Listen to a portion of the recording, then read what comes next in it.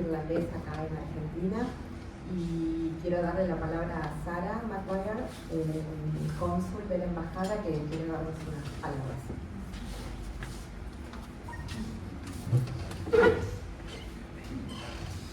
Hola, buenas tardes a todos. Necesito usar eso porque todavía estoy aprendiendo castellano, así que paciencia. Me llamo Sara, la cónsul de la embajada, y también soy la responsable de la promoción de la cultura irlandesa aquí en Argentina. Y la verdad es que cuando llegué a Argentina el octubre pasado, muy rápido vi cuán viva está la cultura en ese país y el interés que hay para las artes irlandesas. Eterna Cadencia ha sido un socio muy importante de Irlanda en la promoción de su literatura en Argentina, y estamos muy felices de poder colaborar con ellos de nuevo en el evento de esta noche, que claro también incorpora un elemento adicional, el cine irlandés. Este año Eterna Cadencia está festejando su aniversario número 15, felicidades, y también se cumplen 15 años desde esta editorial publicó su primer libro de Claire Keegan, Antártida. Sé que Eterna trabajó codo a codo con Literature Ireland, un organismo estatal cuyo propósito es promover la difusión y difundir la literatura irlandesa en el exterior. Junto con ellos esperamos poder traer más autores irlandeses a Argentina y también a Uruguay, Paraguay y Bolivia. No quiero extenderme más porque tenemos aquí presentes a expertos en literatura y cine, y sé que todos estamos muy interesados a escucharlos. Espero que esta charla les motive a aprender más sobre el libro, la autora, nuestro país, y también sobre la literatura irlandesa, que es muy rica, variada y afortunadamente muy disponible en gran parte de Eterna. Entonces, gracias.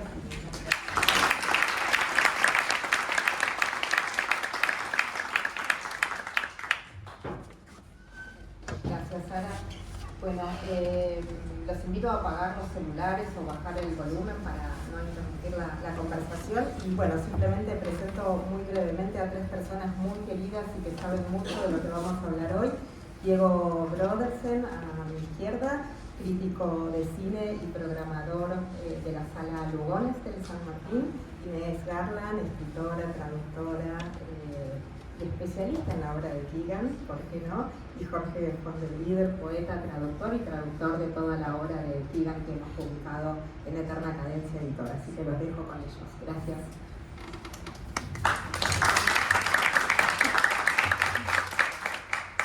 Buenas noches.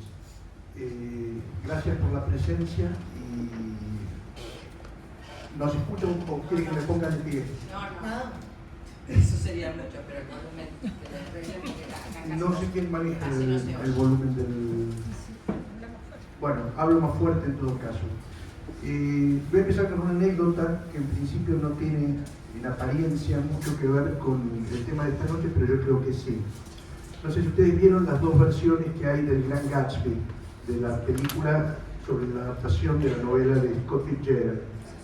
En las dos escenas, en las dos películas hay una escena que se repite, que es la primera gran fiesta de Gatsby, a la que va el personaje de Nick Carraway, que es el vecino de Gatsby, y esa escena dura como 10 minutos.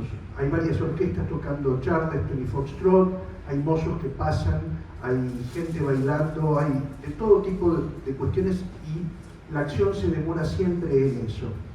Scott Fitzgerald solucionó eso en el texto diciendo: las fiestas de Gatsby eran tan suntuosas que hasta la luna parecía salida de la canasta de un proveedor. Para decir, lo que al cine le tomaba unos 10 minutos, al autor le había tomado exactamente 3 renglones. Y estoy contando esto no porque, digamos, las dos películas que hicieron sobre Gran Gatsby son francamente malas, no se las aconsejo, pero sí me interesa en todo caso señalar que en este ejemplo que les estoy dando se está planteando una diferencia muy grande entre lo que sería el lenguaje del cine y lo que sería el lenguaje de la literatura. Y ese es un problema con el que se encuentran siempre los escritores que ven su obra llevada al cine. Digamos, lo que busca generalmente el director cinematográfico, no pasa necesariamente por el mismo lugar que lo que busca un escritor, y aparte los recursos que tienen son otros.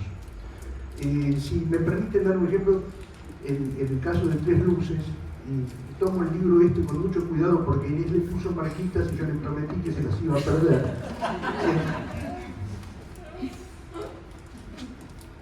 Les voy a mostrar un ejemplo bien claro de esto que estamos diciendo.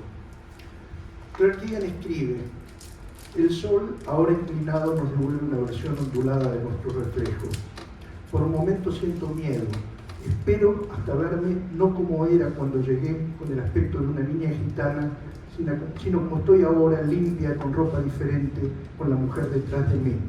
Hundo el cucharón y me lo llevo a los labios. Esta agua está fría y limpia como ninguna otra que haya probado antes. Tiene el gusto de mi padre yéndose, de él nunca habiendo venido, de no tener nada después de que él se fuera. Vuelvo a hundir el cucharón y lo alzo a nivel de la luz. Bebo 6 medidas de agua y deseo que por ahora este lugar sin vergüenza o secretos pueda ser mi casa. Después la mujer me vuelve a poner a salvo en el pasto y baja sola. Escucho por un instante el balde flotando del costado antes de hundirse y llenarse con un sonido agradecido, un glup previo a ser arrancado del agua y levantado. La escena en la película se resuelve con la mujer esta, Mrs. Kinsella, yendo con la nena hasta el pozo, metiendo el balde, sacándolo, y ahí se terminó todo. ¿Qué quiero decir con esto? En el libro van a encontrar ustedes una cantidad de cosas que normalmente no están en la película. Esas cosas que no están en la película forzosamente no pueden estar porque tienen que ver con esa utilización de lenguajes completamente distintos. Me acuerdo cuando vi la película, antes de que la estrenaron, me la habían mandado, y cuando la vi le escribí a Claire y le dije: mira, vi la película, me encantó, y Claire no me dijo absolutamente nada.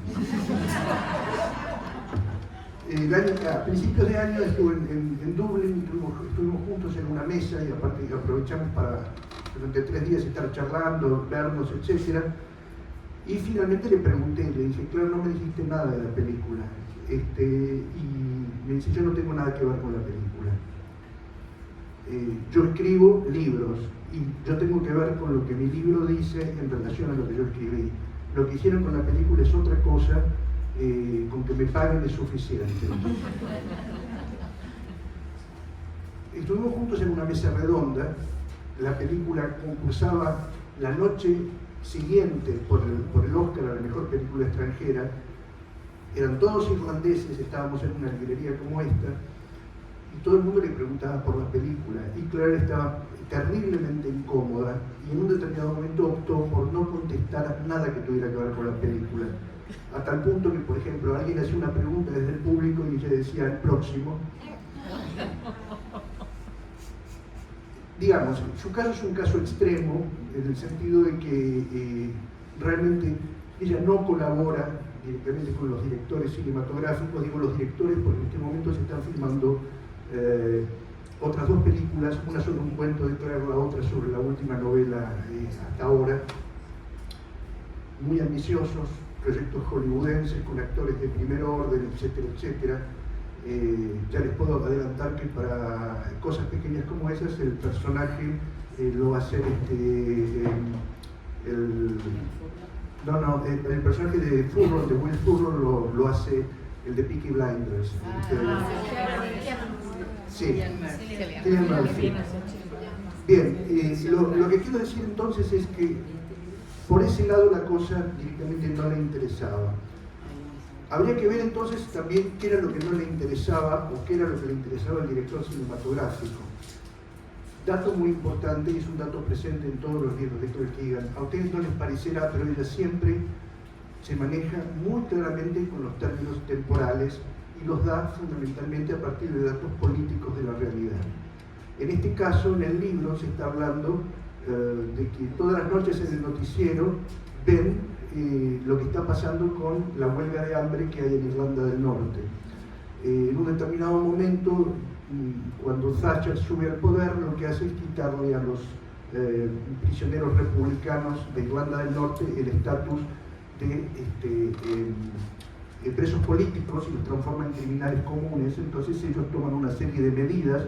Eso dio lugar a una muy famosa huelga que la llamaron la huelga sucia, porque lo que hacían era untar con sus heces las paredes de los calabozos, y aparte no usar la ropa que les daban, que no era la ropa que como prisioneros políticos pensaban que tenían que tener.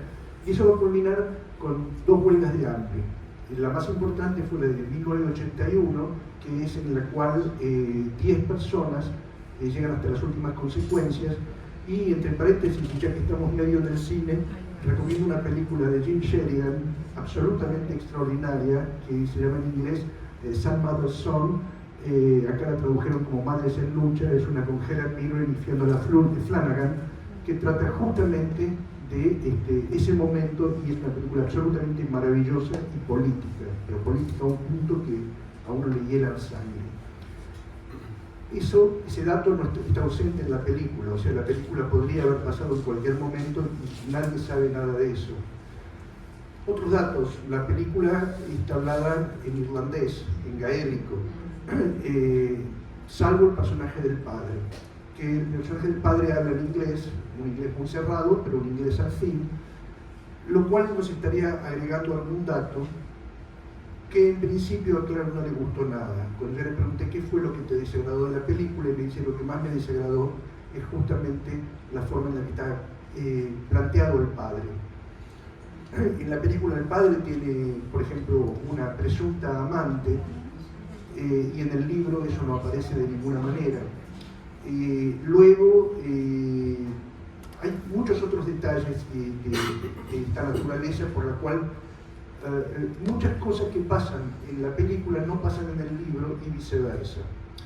Este es el punto entonces en que me parece que es lógico pensar que, a pesar de que se trata de un libro que inspiró una película, no habría que ver la película pensando estrictamente en el libro, porque si uno ve la película sin conocer el libro, la película no solamente es terriblemente emocionante, sino que es una película de una humanidad tan desbordante como la que tiene el libro, vale decir, en eso no lo traiciona.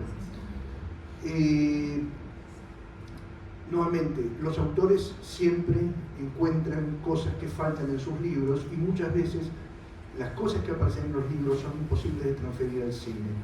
Conozco muy pocos ejemplos de libros que fueron llevados con un nivel de perfección muy grande al cine. Creo que, no sé, uno de los directores que a mí me parece más literarios que hubo en la historia es John Huston, y creo que con su última película, que trata justamente, es la adaptación de un cuento de Joyce, del último cuento de Dubliners, que se llamaba en inglés The Dead, en castellano la traducción es perfecta, se llama Desde ahora y para siempre. Bueno, quiero decir, uno y otro son tan buenos que uno termina teniendo la duda de qué está mejor, si la película de John Huston o el cuento de Joyce. Yo puedo decir esto porque a Joyce no lo conocí en vida, como es el caso con Claire Keegan, así que no hay nadie que se vaya a quejar. Lo que quiero decir, para terminar, por lo menos esta primera parte, porque la idea es que cada uno diga alguna cosa y después hagamos una segunda ronda, o en todo caso un diálogo con ustedes, es que pensar los libros y las películas como complementarios sería una posibilidad. Yo prefiero imaginarme que se trata de entidades distintas en las cuales a lo que se necesita llegar es a la eficiencia que plantea en un caso el libro, y que la película emocione por las mismas razones y produzca el mismo tipo de emoción que uno podría imaginarse en el libro. No hay que olvidarse que en definitiva un director cinematográfico es también un artista, y que está usando una argamasa, una historia que no es propia, para hacer con esa historia que no es propia una historia que sí sea propia, o que él la vaya a vivir como propia. Y se me ocurre que para lograrlo la mejor forma es que en un determinado momento se libere de determinado tipo de cosas, sobre todo cuando esas cosas son imposibles de reponer. Si hay de pronto una interpretación distinta, si hay otro tipo de razones, bueno, ahí ya podríamos empezar a discutir. El personaje del padre efectivamente está pintado de una manera muy distinta a como está pintado en la película. El personaje de Kinsella es muy distinto también, porque Kinsella en el libro acoge a la nena desde el primer momento de una manera terriblemente amorosa. En cambio en la película es como que tiene que ganarla de a poco y la nena tiene que ganarlo a él de a poco también. Pero en definitiva creo que más allá de este tipo de argucias llegan a un mismo punto, llegan a un punto bastante similar. Digo una última cosa que no tiene que ver directamente con el tema, pero sí tiene que ver con comentarios que la gente siempre hace. El libro en inglés se llama Foster, no se llama Tres Luces. Cuando estábamos haciendo la traducción, discutiendo con Claire, yo le dije que hay un libro muy famoso, uno de los mejores libros de la literatura argentina, que se llama El Entenado. Foster se puede traducir como entenado o entenada en este caso. Y, digamos, manejar el término Foster como la entenada era ya de alguna manera no solamente llevar la cosa a un nivel de posible confusión, sino adelantar también algo que había en el libro. Y yo le pregunté a Claire qué hacemos. Y Claire me sugirió en ese momento que su traductora francesa, a quien ella admira mucho, no había elegido Foster o el equivalente francés de Foster, sino que había llamado al libro Trois Lumières, a propósito de una escena que es central en el libro, y me dijo, ¿por qué no le pones tres luces? Que es lo que a mí me gustaría. De hecho, si yo escribiera de nuevo este libro, le cambiaría el título y ya no lo llamaría Foster, lo llamaría Tres Luces, porque me gusta más el título que eligió mi traductora francesa que el que yo misma elegí. Yo le dije a Claire en ese momento, pero si yo le pongo Tres Luces, la gente cuando vea el libro va a pensar qué mal traductor cuando vea Foster. Y ella muy amablemente me dijo, ese es problema tuyo.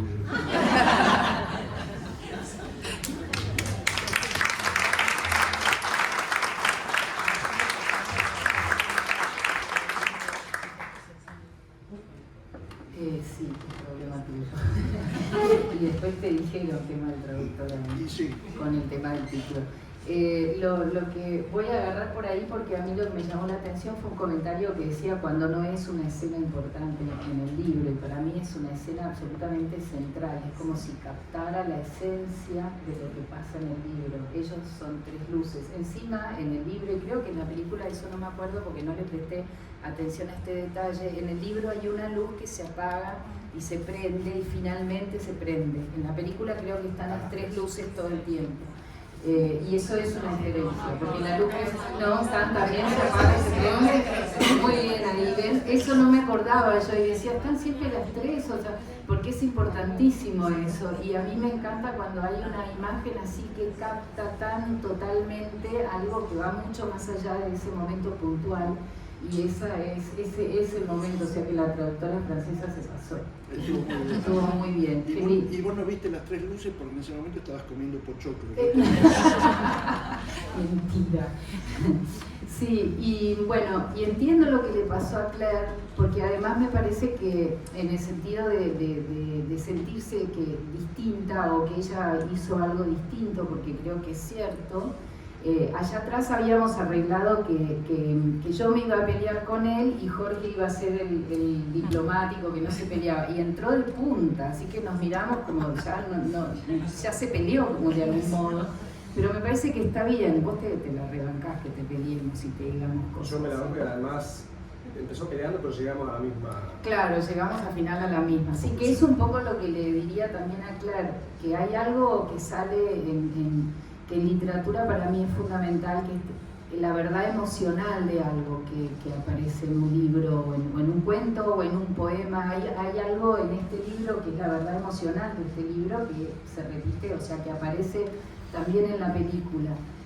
Quizás la película es un poco más obvia en algunas cosas y en lo que, siendo muy sutil en sus imágenes y en su tratamiento, es muy poética también. Ese fragmento que leíste para mí sale en la escena, en la película, de una manera muy clara. Tiene la belleza del agua, del pozo, de las manos, del reflejo, todo lo que aparece en ese párrafo tan largo, aparece en la película, aparece también. La parte visual está manejada con muchísima poesía. Ahora, con respecto al enojo, que yo entiendo algo que para mí es algo que además siento o leo que Claire intenta hacer, por lo menos seguro en este y en el último libro, que tiene que ver lo asocio yo con algo que decía Natalia Ginsburg en un ensayo en los 70, más o menos, que decía que a ella la imagen del hombre sentado en el sillón leyendo un diario mientras la mujer hacía las tareas de la casa, ella había aprendido a querer, a amar esa imagen, y que lo que le pasaba con lo que estaba pasando en el mundo, con los hombres y las mujeres y todo lo que está tan ahí, que está buenísimo que esté en discusión ahora, es que los hombres que aparecían ahora eran o monstruos o fantasmas. Y ella se preguntaba, Natalia Ginsburg, de quién es la responsabilidad de imaginar hombres que no sean ni monstruos ni fantasmas. Y yo creo que Claire hace eso, tanto con Furlong como con Kinsella. Imagina a unos hombres, es como si yo sintiera que ella tomó esa responsabilidad de algún modo, o tuvo la inteligencia emocional de proponer estos hombres que no son ni monstruos ni fantasmas, porque tanto Furlong como Kinsella son hombres de una sensibilidad maravillosa, son muy amorosos, y me parece que no hacía falta que el padre de la protagonista en la película fuera tan desagradable, pero de algún modo arma un contraste con esta propuesta que tiene Claire. Entonces quizás desde ese punto de vista es interesante que haya un hombre tan prototípico del hombre machista que tiene el amante, que además de algún modo complica a su hija en eso, porque la lleva en el auto y ella va atrás siendo testigo del padre con un amante. Uno lo detesta ese padre, a toda su actitud, su cosa machista, y eso no está para nada en el libro. El padre, a mí me parece que eso también tiene que ver con una visión de Claire que es mucho más compasiva sobre las condiciones que una persona vive para ser como es. Entonces el padre en el libro es un tipo que tiene una vida dificilísima, tiene un montón de hijos, no puede más con el trabajo, y además juega y pierde el dinero jugando, y además no es tan buen marido y no es cariñoso, pero no es tan cruel como el padre de la película, y eso es una diferencia que a mí me parece que me ofendería si yo hubiera escrito algo así, como un libro donde el hombre no es tan horrible. Y Kinsella a la vez, es verdad que es tierno desde el principio, pero eso también tiene que ver, me parece, con que a veces está este tema del deseo en la película de que uno quiera que ganen, entonces la chica parece como deseosa de conquistarlo, y eso te engancha y te hace, sobre todo te hace sentir muy cerca de ella, ¿no? Pero eso es interesante. Y también los personajes en el libro para mí son más ambiguos, no tanto la niña, aunque hace unas observaciones de una inteligencia, de una profundidad, que tengo algunas marcadas, no sé, para leer, pero sino también en algún momento la Mrs. Kinsella no es tan amorosa, tiene un momento más duro.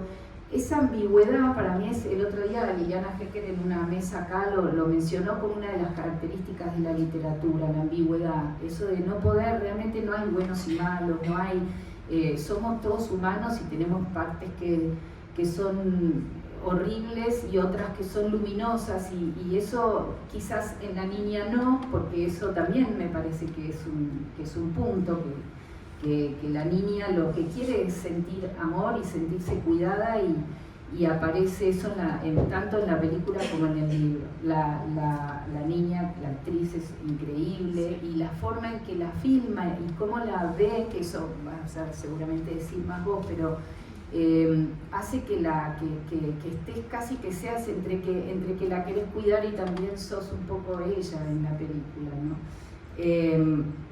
voy a buscar algunas cosas que marqué.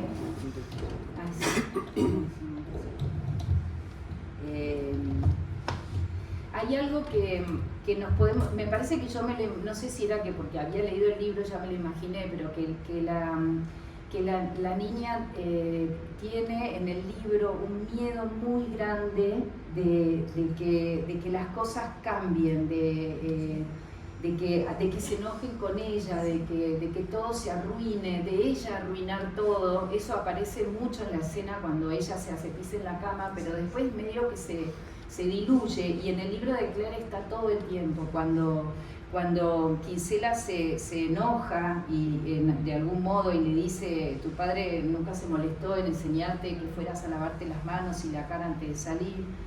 Ella dice: me quedo congelada en la silla esperando que pase algo mucho peor, pero Kinsella no hace nada más, solo se queda ahí encerrado en el curso de su propio discurso. Tan pronto como se vuelve, corro por las escaleras, pero cuando llego al baño la puerta no se abre. Esto es después de que ella descubre, de que la mujer le cuenta que ellos perdieron un hijo.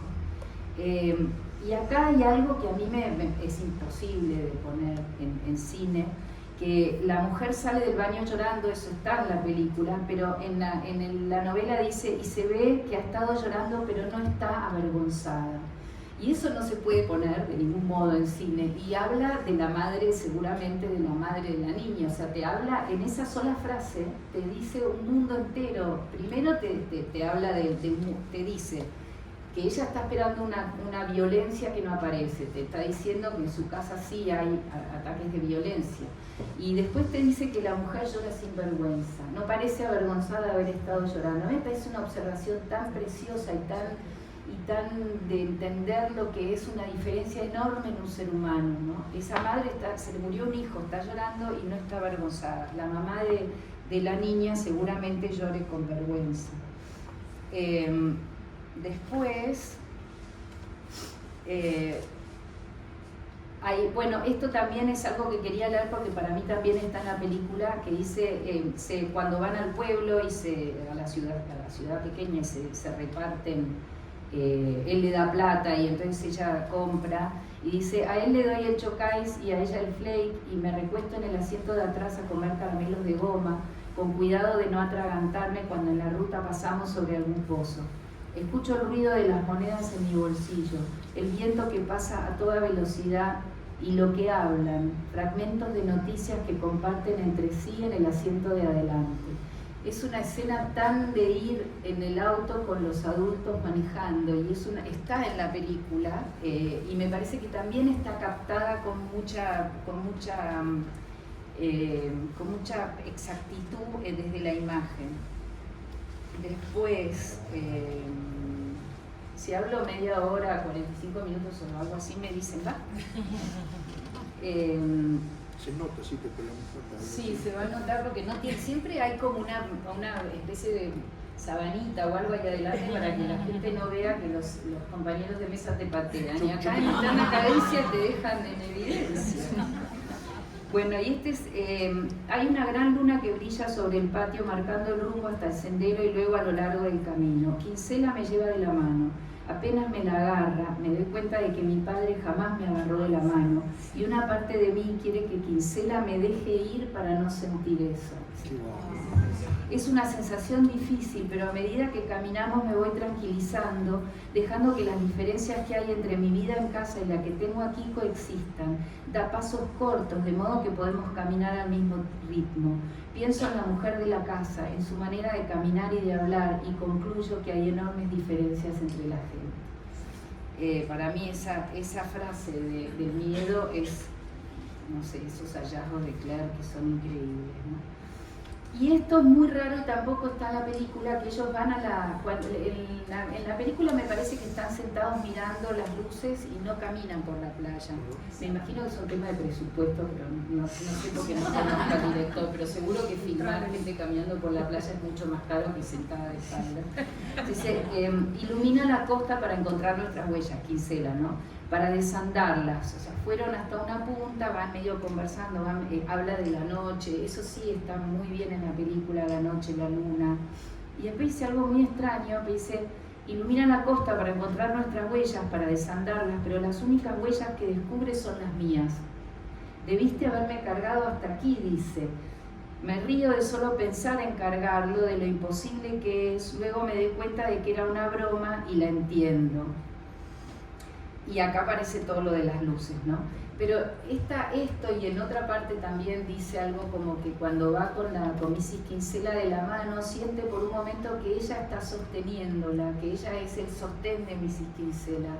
Y esto que en la película no aparece tanto, porque es muy difícil decir eso, me parece que es algo de una mirada tan pero tan amorosa sobre la posibilidad de reparación que tienen las relaciones humanas. Bueno, más o menos por acá era.